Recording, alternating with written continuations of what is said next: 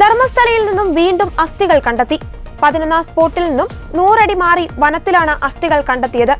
പരിശോധനയിൽ ഒന്നിലധികം അസ്ഥികൾ കണ്ടെത്തിയതായാണ് റിപ്പോർട്ടുകൾ. പരിശോധനയ്ക്കായി ഉന്നത പോലീസ് ഉദ്യോഗസ്ഥർ വനത്തിനകത്ത് തുടരുകയാണ്. സീൽ ചെയ്ത് അസ്ഥിഭാഗങ്ങൾ വാഹനത്തിലെത്തിച്ചു. താടിയെല്ലുകളും അസ്ഥിഭാഗങ്ങളുമാണ് പരിശോധനയിൽ ലഭിച്ചത്. അസ്ഥികൾ ഒന്നിൽ കൂടുതൽ പേരുടേതെന്ന് സംശയമുണ്ട്. അതേസമയം ധർമ്മസ്ഥലയിലെ ഇന്നത്തെ തിരച്ചിൽ പൂർത്തിയായി. 3 സ്പോട്ടുകളിലാണ് ഉദ്യോഗസ്ഥർ പരിശോധന നടത്തിയത്. ഇന്നത്തോടെ 13 സ്ഥലങ്ങളിലും ഖനനം പൂർത്തിയാക്കാനായിരുന്നു ഉദ്യോഗസ്ഥർ തീരുമാനിച്ചിരുന്നത്. അസിസ്റ്റന്റ് കമ്മീഷണർ സ്റ്റെല്ല വർഗീസിന്റെ മേൽനോട്ടത്തിലാണ് പരിശോധന നടക്കുന്നത്.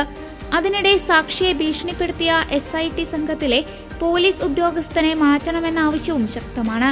ബലാത്സംഗത്തിനിരയായി കൊല്ലപ്പെട്ട നിരവധി സ്ത്രീകളുടെ മൃതദേഹം കത്തിക്കുകയും കുഴിച്ചുമൂടുകയും ചെയ്തിട്ടുണ്ടെന്ന ക്ഷേത്രത്തിലെ മുൻ ശുചീകരണ തൊഴിലാളിയുടെ വെളിപ്പെടുത്തൽ കർണാടകയെ ആകെ ഞെട്ടിച്ച ഒന്നാണ്. 1998നും 2014നും ഇടയിൽ ധർമ്മസ്ഥലയിൽ വെച്ച് ബലാത്സംഗം ചെയ്ത് കൊലപ്പെടുത്തിയ പെൺകുട്ടികളുടെയും സ്ത്രീകളുടെയും മൃതദേഹങ്ങൾ സംസ്കരിക്കാൻ താൻ നിർബന്ധിതനായിരുന്നുവെന്നാണ് ശുചീകരണ തൊഴിലാളി ദക്ഷിണ കന്നഡ പോലീസിനെ മൊഴി നൽകിയത്.